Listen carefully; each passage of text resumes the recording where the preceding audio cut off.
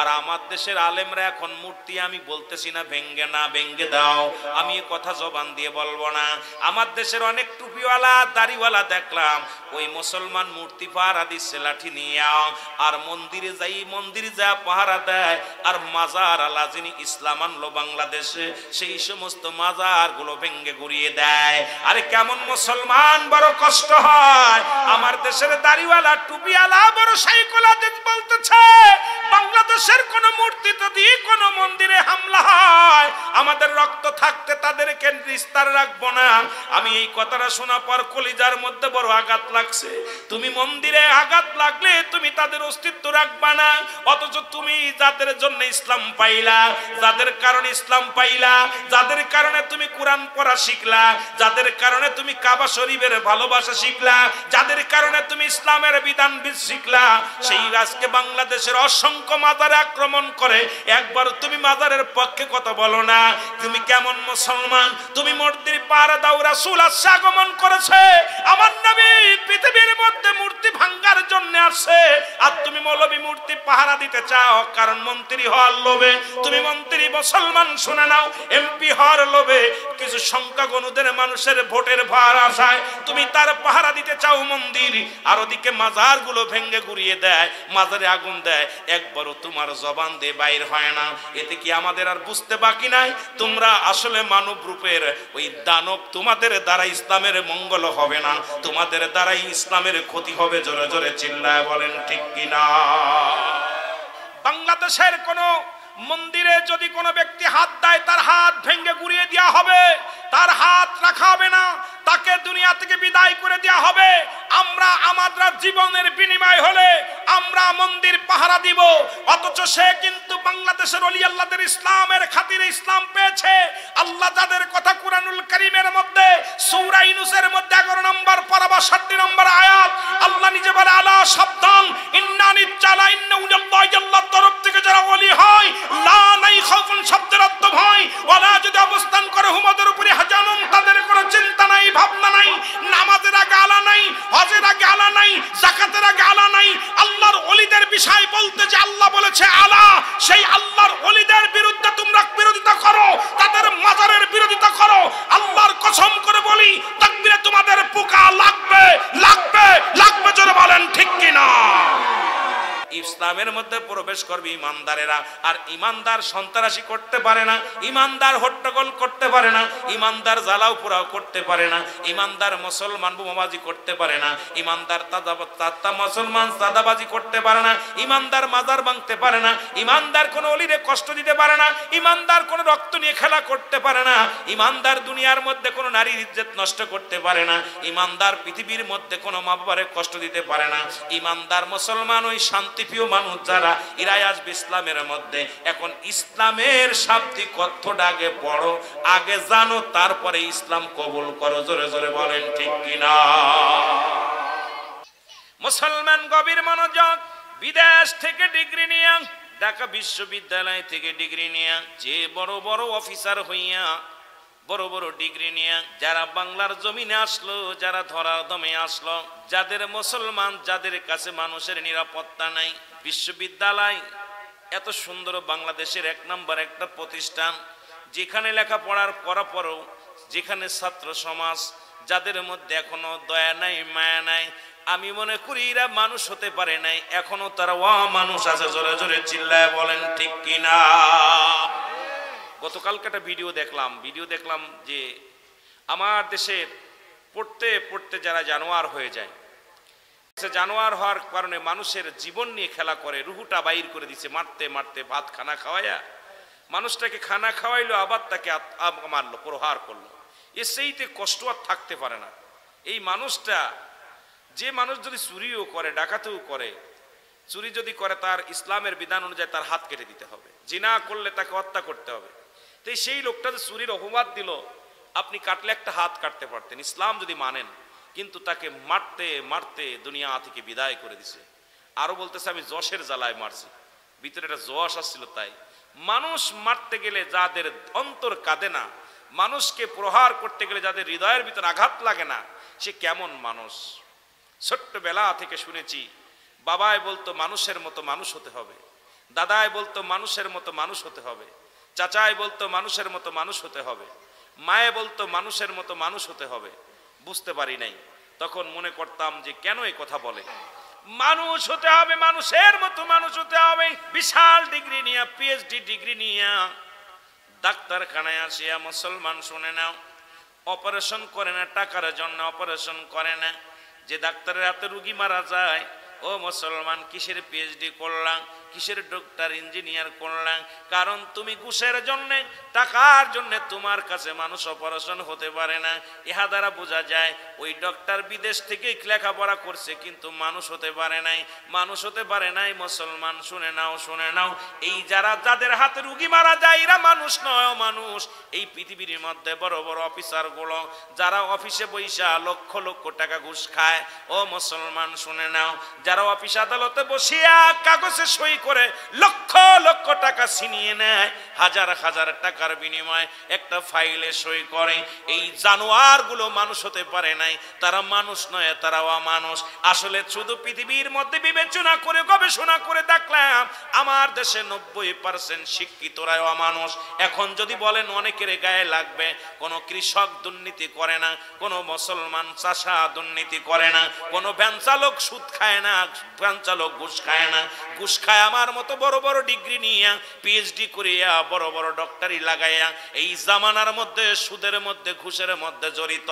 আমার দেশের কৃষক দুর্নীতিবাজ নয়, আমার দেশের ভ্যান চালক দুর্নীতিবাজ নয়, আমার দেশের রিক্সা চালক দুর্নীতিবাজ নয়, আমার দেশে বড় বড় বড় পিএইচডি ডক্টর ইঞ্জিনিয়ার এরাই হলো দুর্নীতিতে 1 নাম্বার। জোরে জোরে বলেন ঠিক কিনা? কি লেখাপড়া করছি, জানোয়ার হয়ে গেছি, পড়তে পড়তে জানোয়ার হয়ে গেছি।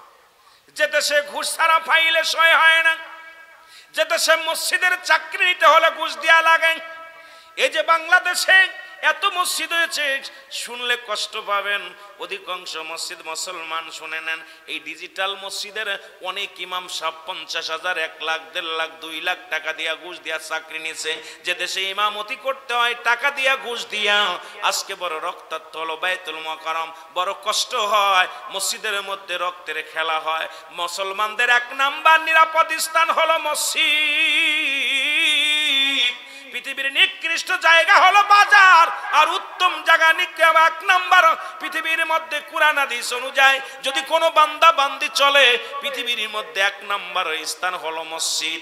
কারণ মসজিদে কোনো ব্যক্তি প্রবেশ করলে তাকে প্রহার করা যাবে না, যদিও সে ফাঁসির আসামি হয়, যদিও সে ডাকাতি করে, সন্ত্রাসী করে। মসজিদে প্রবেশ করার পর সে নিরাপদ হয়ে যায়, আল্লাহর ঘরে যাওয়ার পর আল্লাহর মেহমান হয়ে যায়। ওই বান্দার লগে আর দুশ্মনী করা যায় না। আর বাংলাদেশের জাতীয় মসজিদ যেখানে গোলা বারুদ হয়, যেখানে মানুষের রক্তাক্ত হয়, কোন দেশে বাস করি আমার বুঝি আসে না। আসলে আমরা মানুষ হতে পারি নাই, সবাই জানোয়ার হয়ে গেছি, আমরা দানব হয়ে গেছি, আমরা অমানুষ হয়ে গেছি। জোরে জোরে চিল্লায় বলেন ঠিক কিনা? সেখানে যারা আক্রমণ করলো, আমি চাই এদেশে কি আইন আদালত উঠে গেছে এদেশ থেকে? এ বৈষম্য ছাত্র ভাইরা, তোমরা কি করেছো? নিজের স্বার্থের জন্য করেছো না, জাতিকে বাঁচানোর জন্য, সমাজকে বাঁচানোর জন্য। আজকে সমাজ রসাতলে, জাতি রসাতলে, আল্লাহর দরবারে জবাব দিতে পারবা না। তোমরা আবার রাস্তায় নামো, এই সমস্ত জঙ্গলিবাদ উগ্রবাদীদেরকে ক্ষান্ত করতে হবে। শাহজালালের জন্মভূমি, শাহপরানের ভূমি, শাহ সুলতানের ভূমি, সারা পৃথিবীর আল্লাহর ওলিদের ভূমি, বাংলাদেশটা আল্লাহর ওলিদের ভূমি। এই ভূমির মধ্যে সন্ত্রাসী জঙ্গলিবাদ উগ্রপন্থী চলতে পারে না। জোরে বলেন ঠিক কিনা? আরো জোরে জোরে বলেন ঠিক কিনা? বড় কষ্ট হয়, ব্রাহ্মণবাড়িয়া কসবার জমিনে জুলুসে মানুষকে হত্যা করা হয়। নবীর ভালোবেসে রাস্তায় নেমেছে।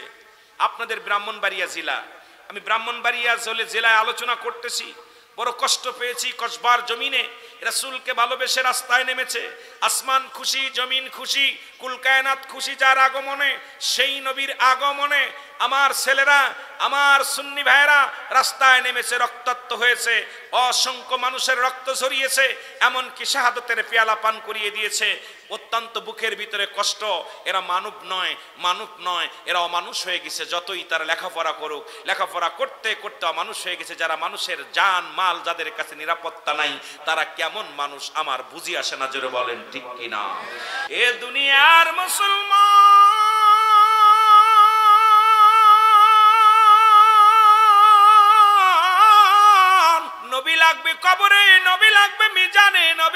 ফুলসিরাতে নবী লাগবে ইয়াউমাল কিয়ামতের ময়দানে। নবী বিনে কোনো বান্ধব নাই, নবী বিনে কোনো দরদি নাই, নবী বিনে কোনো উপায় নাই। এর উপায় নাই রে, উপায় নাই রে, উপায় নাই। আমার দয়াল নবীর কদম বিনে উপায় নাই। এখন বুঝতে পারি, আগে বুঝতে পারি নাই যে মানুষ লেখাপড়া করে জ্ঞান অর্জন করিয়া মানুষের ভিতরে আমিত্ব এসে যায়, মানুষের ভিতরের মেয়া কেটে যায়, অহংকার কেটে যায়। কিন্তু মানুষ লেখাপড়া করে ঘুষ সুদ খাওয়া শিখেছে, যে মানুষগুলো লেখাপড়া করে দুর্নীতি ছাড়তে পারে নাই, যে মানুষগুলো ডিগ্রি অর্জন করে মুসলমান, ডিগ্রি অর্জন করার পর যার কাছে মানুষ নিরাপত্তা নেই, যে মানুষটা ডিগ্রি অর্জন করার পর যে মানুষ সুদের মধ্যে ঘুষের মধ্যে, এই মানুষগুলো মানুষ হতে পারে নাই। আর এই মানুষগুলো পৃথিবীর মধ্যে আমি জাহিলা অন্ধকার জামানা, অন্ধকার জামানা, সেই জামানায় ছিল নারী মুসলমান গভীর মনোযোগ, নারী নির্যাতিত হারামখোর। ওই জামানায় ছিল সুদ ঘুষ ব্যভিচার অন্যায়। সেই জামানার মধ্যে নূরের নবী রাহমাতুল লিল আলামিন আগমন করিয়া পৃথিবীর মধ্যে যে বাক্কা শহর, মক্কা যদি মদিনা হয়ে গেছে, আমার আগের বক্তা বলে গেছেন যে নবীজির আগমনে ওই বাক্কা শরীফ মক্কা শরীফ হয়ে গেছে, মদিনার মানুষগুলো ধন্য হয়ে গেছে। নবীজির আগমনে জোরে জোরে চিল্লায় বলো আলহামদুলিল্লাহ, জোরে জোরে চিল্লায় বলা যাবে না আল্লাহু আকবার। আল্লাহর কসম করে বলি, ইবনে আব্বাস বলতেছিলেন যে আবু জেহেল ঘোষণা করে দিল মুহাম্মদ যদি জমিনের মধ্যে মূর্তি ব্যতীত, আমাদের দেবতা ব্যতীত যদি জমিনের মধ্যে খালি জায়গায় সিজদা মারে, মুহাম্মদকে চিরবিদায় করে দেয়া হবে, মুহাম্মদকে চিরবিদায় করে দেয়া হবে। আমার নবীজি সিজদার মধ্যে পড়ে গেলেন, সিজদার মধ্যে পড়ে আল্লাহর রব্বুল আলামিনের দরবারে কান্দে। ইবনে আব্বাস বলেন আবু জেহেলের কানে আওয়াজটা শুনতে পাইলেন, আবু জেহেল খোলা তরবারি নিয়ে রওনা হয়ে গেলেন রাসূলুল্লাহকে হত্যা করার জন্য। রাসূলকে যখন আক্রমণ করবে, সঙ্গে সঙ্গে একটা আগুনের গোলা আসলেন, আগুনের গোলা দেখিয়া আবু জেহেল ভয় পেয়ে গেলেন। আবু জেহেল আমার নবীকে হত্যা করতে পারলেন না। সিজদা তোলা পর আবু জেহেল দাঁড়ায় আছে, একদম পাথরের মতো মূর্তি হয়ে গেছে। ও মুসলমান শুনে নাও, এবার আবু জেহেলকে জিজ্ঞাসা করে সবাই লোকজন জিজ্ঞাসা করতে লাগলেন। আবু জেহেল নিরাপত্তা পালন করলেন, কথা বলতে পারে না, মাথা নাড়তে পারে না, শুধু দাঁড়িয়ে আছে, তরবারি হাতের মধ্যে নিয়ে দাঁড়িয়ে আছে। আমার নবীকে জিজ্ঞাসা করা হলো আবু জেহেলের এই কাণ্ড হলো কেমনে?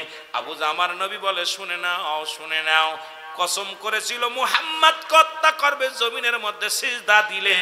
তাই আমি যখন সিজদার মধ্যে ছিলাম, আমার আল্লাহ রব্বুল আলামিন তার ফেরেশতা দিয়ে একটা আগুনের গুল্লা এই জমিনের মধ্যে ফাটায়া দিয়েছে আবু জেহেলের সামনে।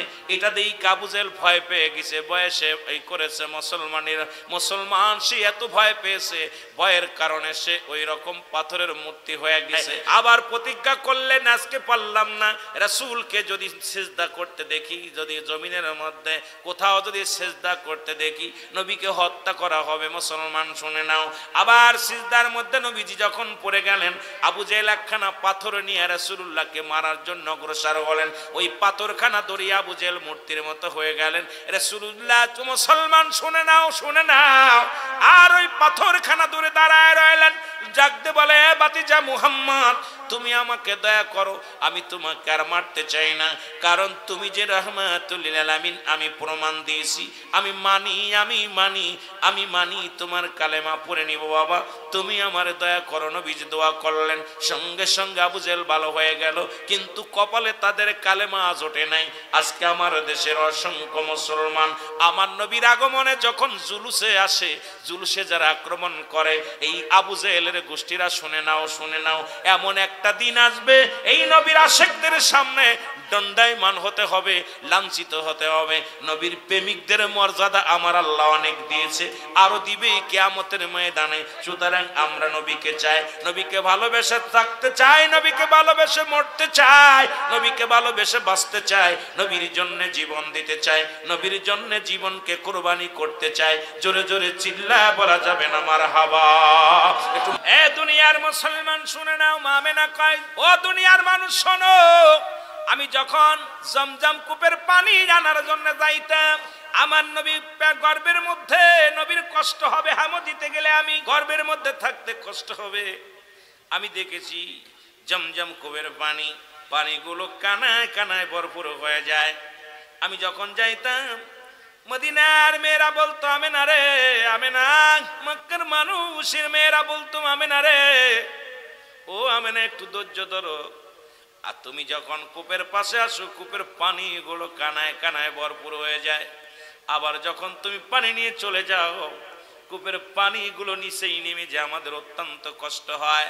মা আমেনা বলে, যেদিন থেকে আমার হুজুর আমার গর্ভে আগমন করেছে সংবাদ শুনেছিলাম, আল্লাহর কসম করে বলি, সেদিন থেকে আমি কূপের কাছে যখন পানি আনতে যাইতাম, ওই পানির কূপের পানিগুলো কানায় কানায় আগমন পানিগুলো চলে আসতো। আর পানিগুলো নিয়ে এলাকার মানুষগুলো পানিগুলো নিতেন, এমনকি আমি নিতাম।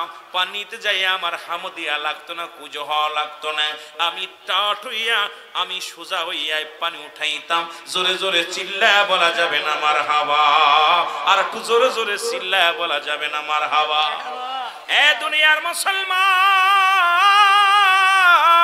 1 মাস 2 মাস 3 মাস 4 মাস প্রতি মাসে খবর আসতো, প্রতি মাসে খবর আসতো নবীজি আসবে। 10 মাস 10 দিন পূর্ণ হয়ে গেল, 10 মাস 10 দিন পূর্ণ হয়ে গেল, রাসূল দুনিয়ার মধ্যে আগমন করবেন। আমরা যেমনি আইছি এমনি আমার নবী আইছে। মনে করি আমাদের মতো বোকা যারা, তারা মনে করে নবী আমাদের মতো মানুষ, নবী আমাদের মতো আছে। নবী কয়, আমার জিন্দেগিটা আমাকে দুনিয়ায় পাঠাইছে উম্মতের কল্যাণের জন্য।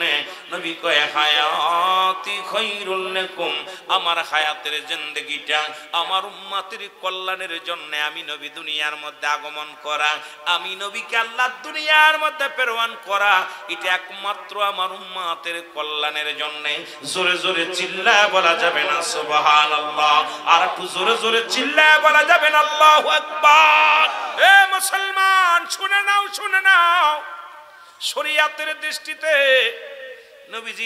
নবীজির মায়ের ঘরে নবী যেদিন দুনিয়ার মধ্যে আগমন করলেন, ওদিন ঘরের মধ্যে মাত্র 2 জন মহিলা ছিলেন।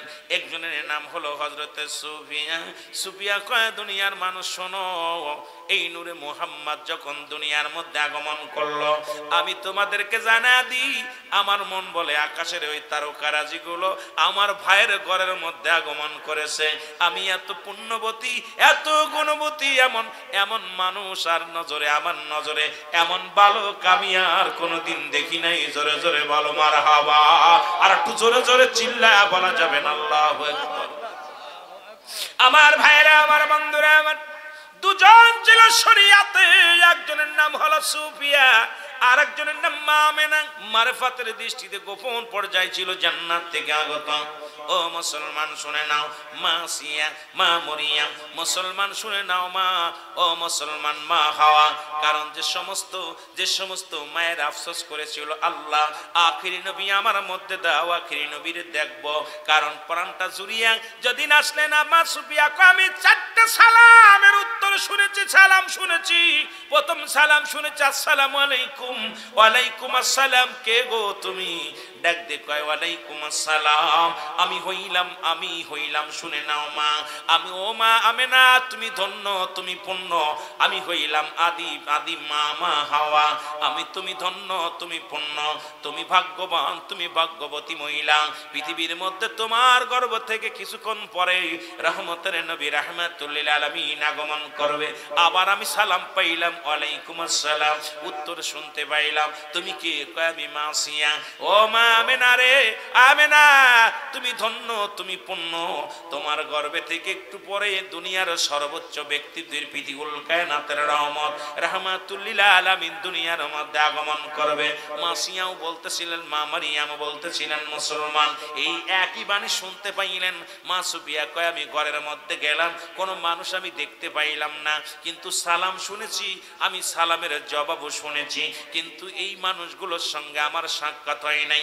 সুফিয়া কয় যখন আমি দেখতে গেলাম, আল্লাহর কসম করে বলি রে, আমার নবীর পণ্যের মধ্যে কাপড় লাগানো, জোরে জোরে চিল্লায় বলা যাবে না মারহাবা। আমার আপনার নবী রাহমাতুল লিল আলামিনকে জান্নাত থেকে পোশাক আনিয়া পরায়া দিয়েছে, নবীকে নবীর চোখের মধ্যে সুরমা লাগানো, নবীর খাতনা কাটা। মুসলমান শুনে নাও, খাতনাতে সুন্নাত নেওয়া এবং নাভিটা কাটা, এই অবস্থায় পুত পবিত্র অবস্থায় দুনিয়ার মধ্যে আগমন করেছেন। মা সুফিয়া কয় আমার নবী দুনিয়ার মধ্যে আগমন করিয়া উবর হইয়া ঘুইরা উবর হইয়া উনি একটা আওয়াজ আমি কানে শুনেছি, আওয়াজটা হলো ইয়া রাব্বি হাবলি উম্মতি, ইয়া রাব্বি হাবলি উম্মতি। হায়রে আমার নবীর মায়ার দিন, উম্মতের সামনে আজি হইতেছে বিলীন। হায়রে আমার নবীর মায়ার দিন, বলো হায়রে আমার নবীর মায়ার দিন, উম্মতের সামনে আজি হইতেছে বিলীন। হায়রে আমার নবীর মায়ার দিন। এই পৃথিবীর মধ্যে নূরের নবী, নূরওয়ালা নূর রাহমাতুল লিল আলামিন দুনিয়ার মধ্যে আগমন করলেন। ও আমার ভাইরা, আমার বন্ধুরা, আমার কুল কায়নাত ধন্য, আসমান জমিন ধন্য, সব কিছু ধন্য হয়ে গেল, কিন্তু আমরা কেন বেজার? কেন বেজার? এর একটা প্রমাণ দিয়ে যায় মুসলমান কুল কায়নাত কেমন খুশি। রাসূল আকরাম সাল্লাল্লাহু আলাইহি ওয়াসাল্লাম যখন দুনিয়ার মধ্যে আগমন করলেন, আব্দুল মুত্তালিব প্রতিদিনই কাবা ঘরের দরজায় দেয়া কান্তর বলতো, আল্লাহ কাবার মালিক রে, ও কাবার মালিক, আমার কলিজার টুকরা আব্দুল্লাহ দুনিয়ার মধ্যে জিন্দা নাই। আমার আব্দুল্লাহর বিবি আমেনার গর্ভে দুনিয়ার মধ্যে একটা সন্তান আসবে, তারে তুমি সহি সালামতে সুন্দরভাবে আসার তৌফিক দান করে দিও। প্রতিদিন দোয়া করতেন। কাবার ক্লাব ফেলামার মুসলমান ওই কাবার দরজা দইরা, কাবা শরীফ দইরা প্রতিনিয়ত দোয়া করতেন। হঠাৎ দেখে তাকায়া কাবার মধ্যে 360টি মূর্তি, যে ওয়াজটা একটু আগে শুনলেন, মূর্তির ওয়াজ পর্যন্ত শুনেছেন, এই মূর্তিগুলোর মাথা পর্যন্ত বেঁকা হয়ে গেছে। আব্দুল মুত্তালিব জিগায়, এই মূর্তি, এই মাটির মূর্তি, শুনে নাও, প্রতিদিন দেখি তোমরা দাঁড়ায় থাকো, একদিনও দেখি নাই তোমাদের মাথা নত হতে, আজকে কেন তোমাদের মাথা নত হলো জানতে চায়। আব্দুল মুত্তালিবের জবাব, প্রশ্নের জবাব দেয় মূর্তি, শুনে নাও। মূর্তি ডাক দেখে, আব্দুল মুত্তালিব তুমি জানো না, আমাকে বিতাড়িত করার জন্যে, আমাকে এই কাবা শরীফ থেকে সরানোর জন্যে এই দুনিয়ার মধ্যে আখির নবী, নবীদের নবী রাহমাতুল লিল আলামিন আগমন করেছে। আর আমার দেশের আলেমরা এখন মূর্তি আমি বলতেছি না ভেঙ্গে না ভেঙ্গে দাও, আমি এ কথা জবান দিয়ে বলবো না। আমার দেশের অনেক টুপিওয়ালা দাড়িওয়ালা দেখলাম, ওই মুসলমান মূর্তি পাহারা দিচ্ছে লাঠি নিয়ে, আর মন্দিরে যাই, মন্দিরে যা পাহারা দেয়, আর মাজার আলা যিনি ইসলাম আনলো বাংলাদেশে, সেই সমস্ত মাজার গুলো ভেঙ্গে গুড়িয়ে দেয়। আরে কেমন মুসলমান, বড় কষ্ট হয়।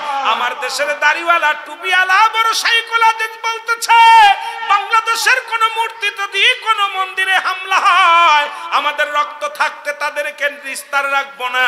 আমি এই কথাটা শোনা পর কলিজার মধ্যে বড় আঘাত লাগছে।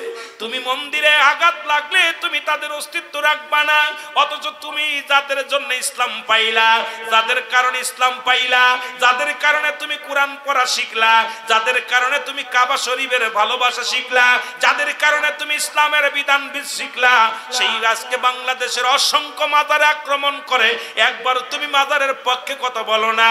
তুমি কেমন মুসলমান? তুমি মূর্তির পাহারা দাও। রাসূল আসছে, আগমন করেছে, আমার নবী পৃথিবীর মধ্যে মূর্তি ভাঙার জন্য আসছে, আর তুমি মৌলবী মূর্তি পাহারা দিতে চাও। কারণ মন্ত্রী হওয়ার লোভে, তুমি মন্ত্রী মুসলমান শুনে নাও, এমপি হওয়ার লোভে, কিছু সংখ্যাগণুদের মানুষের ভোটের ভার আশায় তুমি তার পাহারা দিতে চাও মন্দির, আর ওদিকে মাজারগুলো ভেঙ্গে গুড়িয়ে দেয়, মাজারে আগুন দেয়, একবারও তোমার জবান দিয়ে বাইর হয় না। এতে কি আমাদের আর বুঝতে বাকি নাই তোমরা আসলে মানব রূপের ওই দানব? তোমাদের দ্বারা ইসলামের মঙ্গল হবে না, তোমাদের দ্বারাই ইসলামের ক্ষতি হবে। জোরে জোরে চিল্লায় বলেন ঠিক কিনা? খাজা মাইনুদ্দিন চিশতি কেমন ইসলাম প্রচার করলো? খাজা আজমিরি কেমনি ইসলাম প্রচার করলো?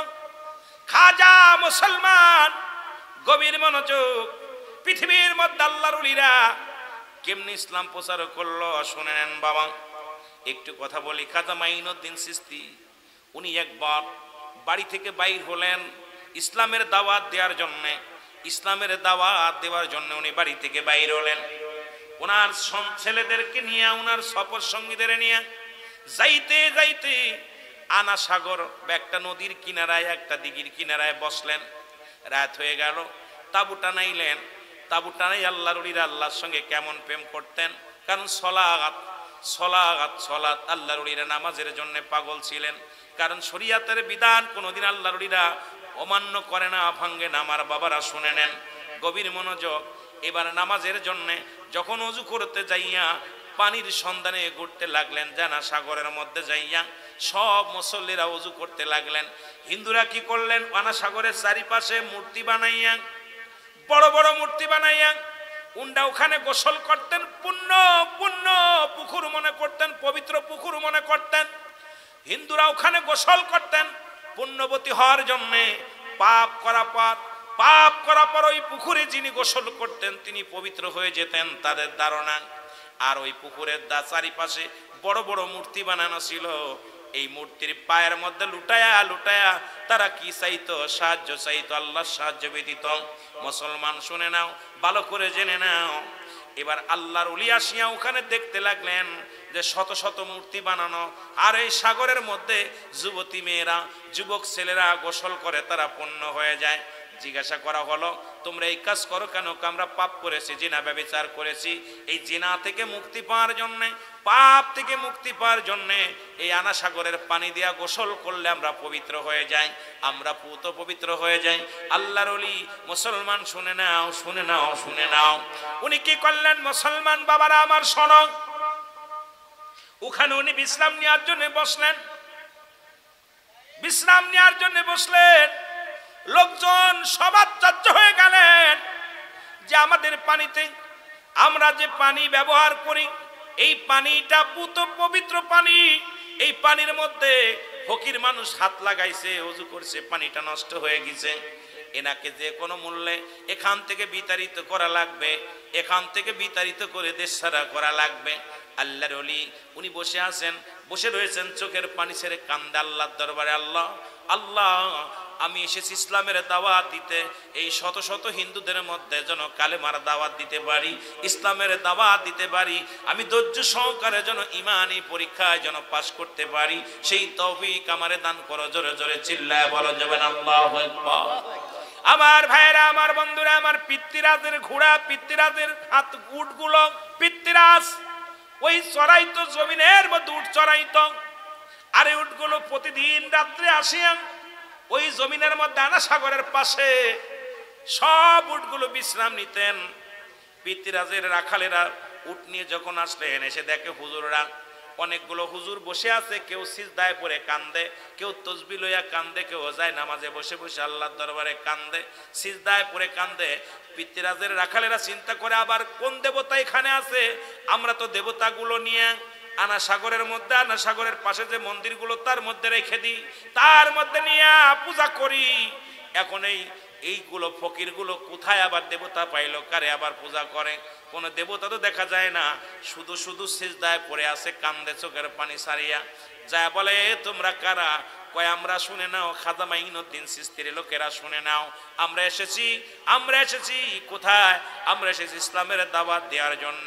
এক আল্লাহ দিনের দাওয়াত, আল্লাহ ছাড়া কোনো মাবুদ নাই, আর তাকে পাওয়ার একমাত্র মাধ্যম ঠিকানা হলো নবী মুহাম্মদুর রাসূলুল্লাহ সাল্লাল্লাহু আলাইহি ওয়াসাল্লাম। জোরে জোরে চিল্লায় বলেন মারহাবা।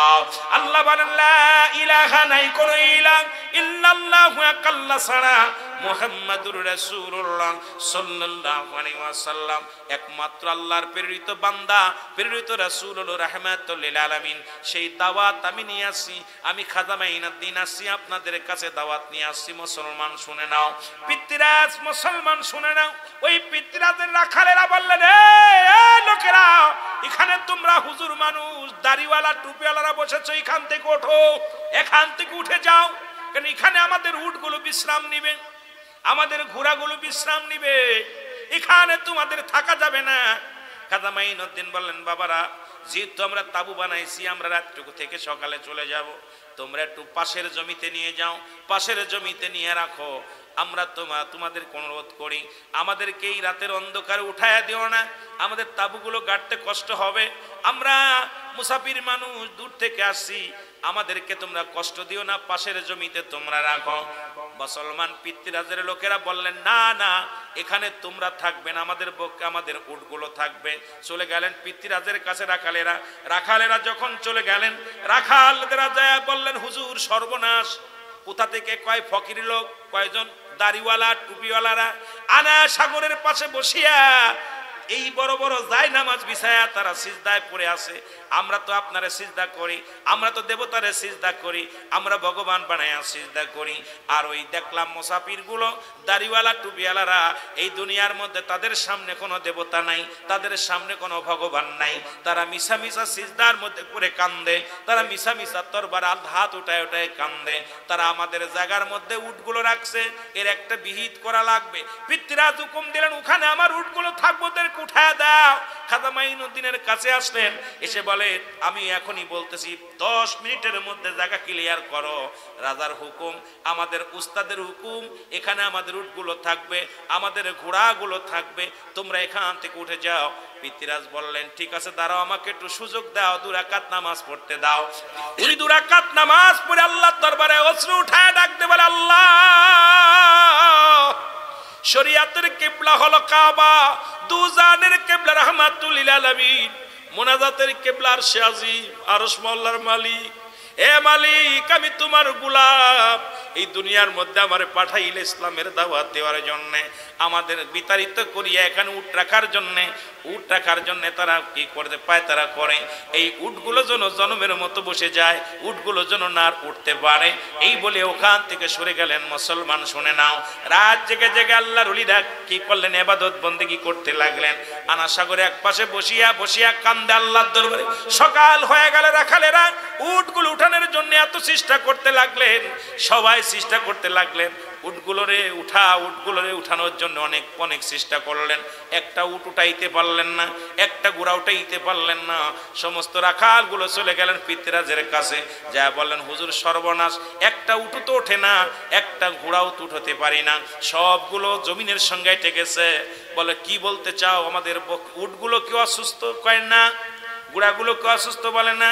তাহলে উঠবে না কেন? চলে আসলেন রাজা পিতৃরাজ, নিজেই চলে আসলেন। পিতৃরাজ এসে দেখে, মুসলমান শোনো, শত শত উটগুলো ওই আনা সাগরের পাশে, মুসলমান আনা সাগরের নদীর কিনারায় বসে বসে সব উটগুলো বিশ্রামের মধ্যে আছে, একটা উঠতে পারে না। উনি এত আঘাত করতে লাগলেন, লাঠি দিয়ে উঠে না, একটা উট ওঠে না, একটা ঘোড়া ওঠে না। দৌড়ে চলে গেলেন। এইবার বলতেছে, ওই মুন্সির ধরো, যে মুন্সি যাকে উঠাইয়া দিছিলাম, ওই মুন্সির দিকে তাকাইয়া উপরের দিকে হাত উঠায় দোয়া করেছিল, ওনার চলে যাও। সঙ্গে সঙ্গে চলে গেলেন খাজা মাইনুদ্দিনের কাছে। খাজা মাইনুদ্দিনের কাছে যা বলেন, হে মাইনুদ্দিন, এ মুসলমান শুনে নাও, তুমি একটু দোয়া করো। মুসলমান শুনে নাও, ভালো করে শুনে নাও, একটু দোয়া করো, কারণ আমাদের উটগুলো উঠতে পারে না। যখন উনি আবার হাত উঠায় দোয়া করলেন, আর সঙ্গে সঙ্গে উটগুলো উঠে গেলেন। সঙ্গে সঙ্গে ওখান থেকে অসংখ্য হিন্দুরা কালেমার মালা পড়ে মুসলমান হয়ে গেছে। জোরে জোরে চিল্লায় বলেন সুবহানাল্লাহ। আল্লাহর ওলিরা বুমাতে ইসলাম প্রচার করে নাই, আল্লাহর ওলিরা অস্ত্র দিয়ে ইসলাম প্রচার করে নাই, আল্লাহর ওলিরা ক্ষেপণাস্ত্র দিয়ে ইসলাম প্রচার করে নাই, আল্লাহর ওলিরা পিস্তল ধরে ইসলাম প্রচার করে নাই, আল্লাহর ওলিরা তরবারি ধরে ইসলাম প্রচার করে নাই। আল্লাহর ওলিদের শক্তি ছিল দুইটা, একটা হলো আমার আল্লাহ, একটা হলো রাহমাতাল লিল আলামিন। এই দুইটা শক্তি নিয়ে, ইমানি শক্তি নিয়ে দুনিয়ার মধ্যে চলতো। এই জন্য অসংখ্য মানুষ আল্লাহর ওলিদের কদমে ভিড় জমায়, ওই পাগলের দরবারে যা ভিড় জমায়, এটা তোমাদের সহ্য হয় না।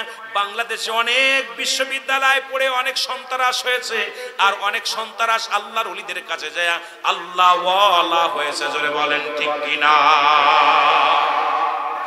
অসংখ্য গাঁজাখোর, অসংখ্য মদখোর, নারীখোর, এরা আল্লাহর ওলির দপ্তরে যায়, তারা ঈমান আনছে, জিকির করা শিখছে, আল্লাহ বলা শিখছে। আর অসংখ্য সন্ত্রাস, তারা বড় বড় ডিগ্রি নিয়ে তারা সন্ত্রাসী হয়েছে। সুতরাং এই বলে মুসলমান পীর কোনো মাকসুদ নয়, মাকসুদ হলো স্বয়ং আল্লাহ। আল্লাহকে পাওয়ার জন্য আমরা যাই আল্লাহর ওলিদের কাছে। এখানে মদ গাঁজা চলে না, সন্ত্রাসী চলে না। যদি মুসলমান সামাজিক অসামাজিক কোনো কাজ হয়, এটার জন্য আমরাও প্রতিবাদ করি, আমরাও তাদের বিরোধিতা করি। তাই বলে এই নয় যে মাজার ভেঙে দিতে হবে, মাজার গুড়িয়ে দিতে হবে। ওই মাজারকে ঠিক রেখে ওখান থেকে পাপকে চিরতরে বিদায় করে দিতে হবে। পাপীকে নয়, পাপকে বিদায় করতে হবে। অসামাজিক কাজ যদি হয় সেটা বিদায় করতে হবে। তাই বলে মাজার তো অপরাধ করে নাই, মাজারালা অপরাধ করে নাই। এর জন্য মাজার ভেঙে দুনিয়ার মধ্যে ফিতনা সৃষ্টি করেন না, এই দুনিয়ার মধ্যে দুশ্মনী করেন না, ইসলামের মধ্যে কলুষিত করেন না। ইসলামের আবিধানিক শাব্দিক অর্থ একটা নয়, দুটি নয়, 82টা। আল্লাহ বলে ইয়া আইয়ুহাল্লাযীনা আমানু, ঈমানদার বিশ্বাসীরা শুনে নাও। আল্লাহ যদি বলতে ইয়া আইয়ুহান নাস, ও মানুষ সম্প্রদায়, আল্লাহ মানুষে ডাকে নাই, আল্লাহ ডাকছে ঈমানদারদেরকে। আদখুলু ফিস-সিলমি কাফা, আল্লাহ বলে ঈমানদারেরা, বিশ্বাসীরা শোনো, তোমরা পরিপূর্ণ দাখিল হও ইসলামের মধ্যে। ইসলামের আবিধানিক শাব্দিক অর্থ ৮০ থেকে ৮২টা। ইসলাম মানে আত্মসমর্পণ, ইসলাম মানে নিজে না খন্নরে খাওয়ানো, ইসলাম মানে নিজে না ঘুমান্নরে ঘুম পাড়ানো, ইসলাম মানে একত্ববাদ, ইসলাম মানে শান্তি, ইসলাম মানে নারী সতীত্ব পাহারা দাও, ইসলাম মানে নিজে দুঃখে থেকে অন্যের সুখে রাখো। এই ইসলামের আবিধানিক অর্থ আগে ওই আলেমরা বলেন, আগে এই আবিধানিক শাব্দিক অর্থটা বলেন। এক ইসলামের আবিধানিক শব্দই হবে ৮০টা। এই ৮০টার কয়টা তোমার মধ্যে আছে? তুমি পরের বউ নিয়ে চলে যাও, তুমি মুসলমান, সুদ খাও, তুমি ঘুষ খাও, পরনিন্দা করো, দুনিয়ার মধ্যে কত অন্যায় করো। আর তুমি যদি বলো ইসলাম, ইসলাম বলো, ইসলামের আবিধানিক শব্দ পড়ো, আবিধানিক পারিভাষিক অর্থটা একবার মিলায়া দেখো। কিল বইলা যাও মরে, কোকিল বইলা যাও মরে, আমার দয়াল নবীর মধুর নামকে শোনাইল রে। আল্লাহ আল্লাহ, আমার দয়াল চন্দের পে মেরে নামকে শোনাইল রে। আল্লাহ আল্লাহ, এর শোনব লেইরে বনের পাখি, কানে কর ডাকা ডাকি রে। আর জঙ্গলে থাকিয়া বুঝি পাইছ নবীরে, কোকিল বইলা যাও মরে রে, কোকিল বইলা যাও মরে রে। আমার দয়াল নবীর প্রেমের নাম আমাকে শোনাইল রে। আল্লাহ আল্লাহ, আয় হায় কেমন মুসলমান, জিকির করেন জোরে। আল্লাহ আল্লাহ আল্লাহ আল্লাহ, দয়াল নবীর প্রেমের নাম আমাকে শোনাইল রে। আমার দয়াল নবীর মধুর নাম আমাকে শোনাইল রে। আল্লাহ আল্লাহ, আহারে সাগরের পানি, কেনে কর উতাল পাতাল রে। আর সাগরে তাকিয়া বুঝি পাইছ নবীরে হায় হায় সাগরে তাকিয়া বুঝি পাইছ নবীরে আল্লাহ আল্লাহ কোকিল বইলা যাও মরে কোকিল বইলা যাও মরে আমার দয়াল না বীর প্রেমের না আমকে শোনাইল রে আমার দয়াল না বীর সুন্দর না আমকে শোনাইল রে আল্লাহ আল্লাহ শোন বলির তরুলতা আমি কার কাছে কই মনের ব্যথা রে আর শোন বলির তরুলতা আমি কার কাছে কই মনের ব্যথা রে এই জঙ্গলে থাকিয়া বুঝি পাইছ নবীরে হায় হায় জঙ্গলে থাকিয়া বুঝি পাইছ নবীরে কোকিল বইলা যাও মরে কোকিল বইলা যাও মরে আমার দয়াল না বীর সুন্দর না আমকে শোনাইল রে আল্লাহ আল্লাহ আল্লাহ আল্লাহ আল্লাহ আল্লাহ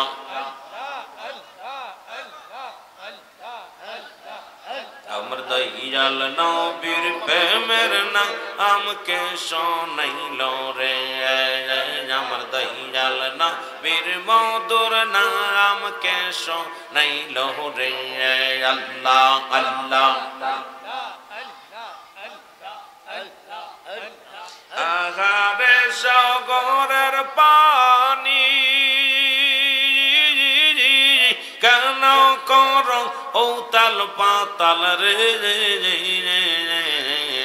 আর সাগরে থাকিয়া বুঝি পাইছ নবীরে হায় হায় সাগরে থাকিয়া বুঝি পাইছ নবীরে কোকিল বইলা যাও মরে কোকিল বইলা যাও মরে আমার দয়াল না বীর সুন্দর না আমকে শোনাইল রে আমার দয়াল না বীর প্রেমের না আমকে শোনাইল রে আল্লাহ আল্লাহ লা ইলাহা ইল্লাল্লাহু মুহাম্মাদুর রাসূলুল্লাহ সাল্লাল্লাহু আলাইহি ওয়াসাল্লাম।